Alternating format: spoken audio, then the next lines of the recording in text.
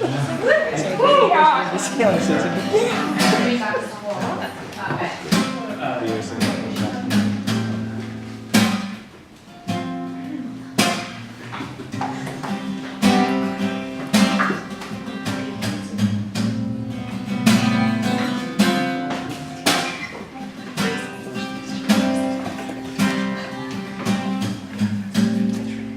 something about giving up on you.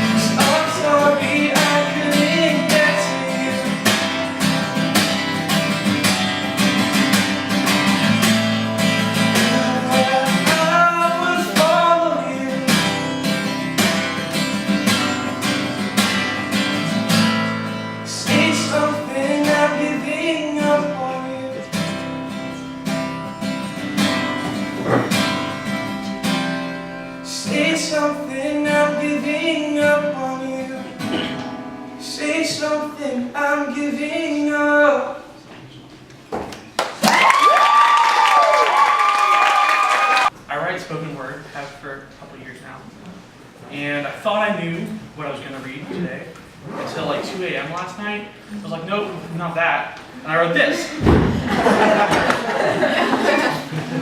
All right. It's called Prodigal Forgiven. I have been trying to write something sufficiently spiritual while still remaining entertaining because I do want the applause. But I take a pause and think maybe my heart isn't in the right place, but maybe I can save some face by mentioning saving grace, that maybe the message supersedes my bad behavior because I speak on behalf of a merciful Savior.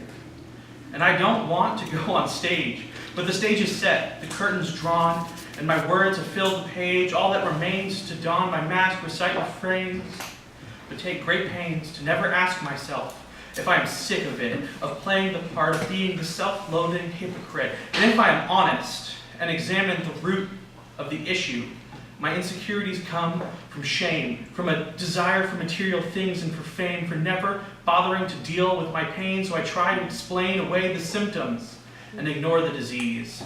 I have a sin problem I just don't want to believe. So now the heart of it is exposed.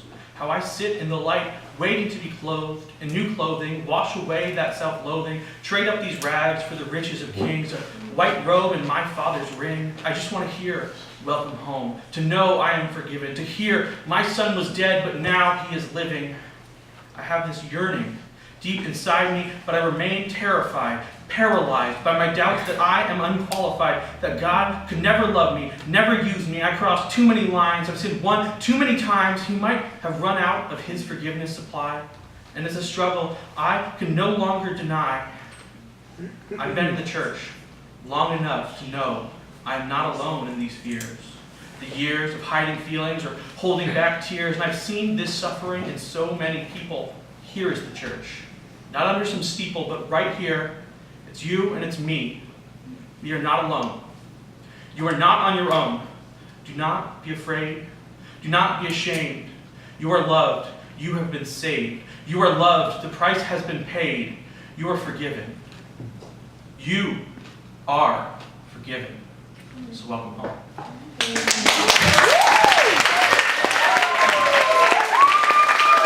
And it's called Blue Spotted Tail by Fleet Foxes. Alright, here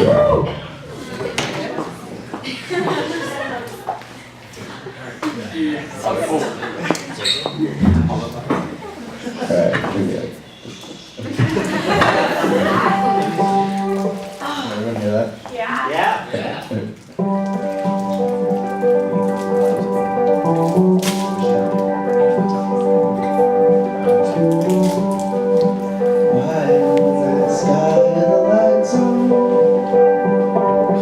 Why is the earth moving around the sun? Floating in a vacuum with no purpose underwater. Why in the night sky are the lights on?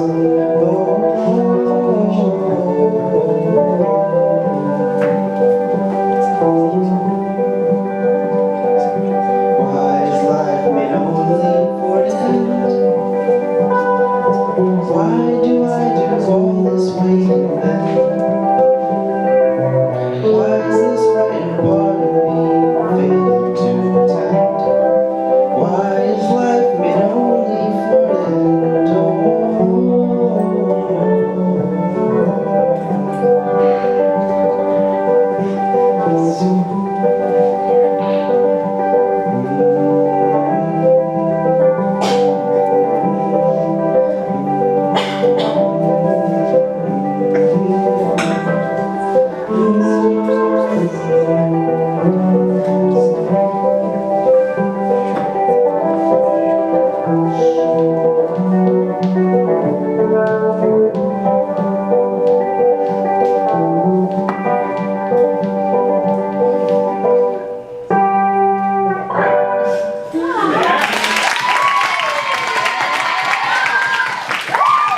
Just recite the first 3 stanzas of the poem Paul Revere's Ride. I don't know how many of you have heard of that, read it. It's like 12 stanzas long, so you don't want me to say the whole thing. I don't know. So, listen. Listen, my children. children, and you shall hear of the midnight ride of Paul Revere. On the 18th of April of 75, hardly a man is now alive who remembers that famous day and year.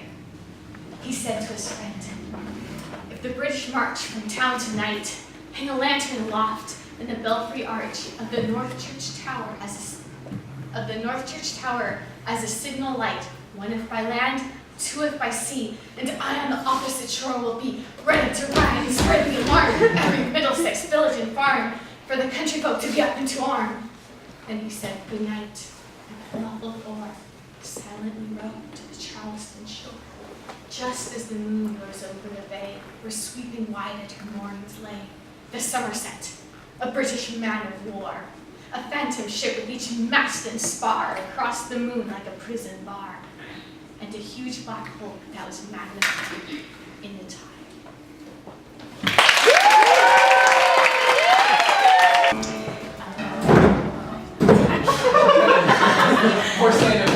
Alright, my bro's got a tune. I'm gonna get some water.